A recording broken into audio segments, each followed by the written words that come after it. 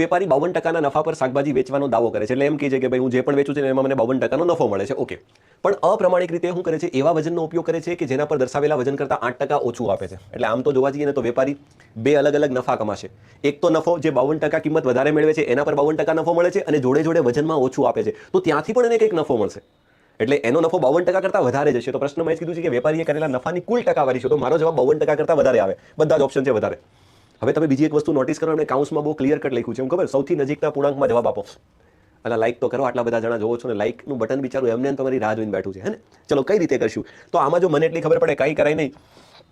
ટ્રીકો બીકો ઘણું બધું છે, પણ ટ્રીકો બીકો ન વિચારવું હોય તો એક કામ કરાઈ જો, તમારે ધારી લેવાનું, હે ને, ગ્રામ અને પૈસા ધારી લે. તમારે ધારી લેવાનું કે 1 ગ્રામની કિંમત 100 રૂપિયા છે. તો ધારી લઈએ છીએ, હે ને. આપણે 1 ગ્રામની કિંમત 100 રૂપિયામાં વેપારી લાવે છે એવું ધારો. હવે એને 52% નફા પર વેચે, એટલે હું એવું વિચારું કે એ 152 રૂપિયામાં વેચતો હશે. 100 ની વસ્તુ 152માં વેચતો હશે.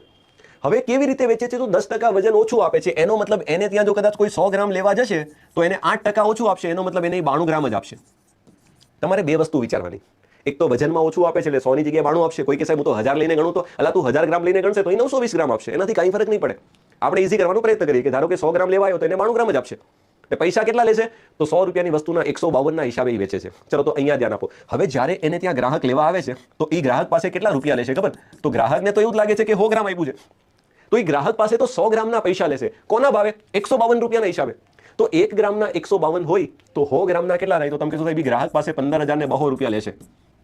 એને થોડી ખબર છે ઓછું આપ્યું છે, પણ એની પાસે તો એ 152 ના હિસાબે 100 ગ્રામના 15,200 રૂપિયા લેશે. હવે વિચારો કે ઓલાના ખિસ્સામાંથી, જે દુકાનદાર છે એના ખિસ્સામાંથી કેટલા પૈસા જાય? તો એને ખબર છે કે મેં 100 ગ્રામ નથી આપ્યું, મેં તો 92 ગ્રામ જ આપ્યું છે. એટલે એના ખિસ્સામાંથી 92 ગ્રામના રૂપિયા જશે. કોના હિસાબે? 100 રૂપિયાના હિસાબે. તો 100 રૂપિયાના હિસાબે 92 ગ્રામના પૈસા જાય તો એના ખિસ્સામાંથી કુલ 9200 રૂપિયાના ખર્ચો થાય. એટલે એકચ્યુઅલીમાં જોવા જઈએ તો શું થયું ખબર? 9200 રૂપિયાની વસ્તુ એને 15,200માં ઠપકારી દીધી.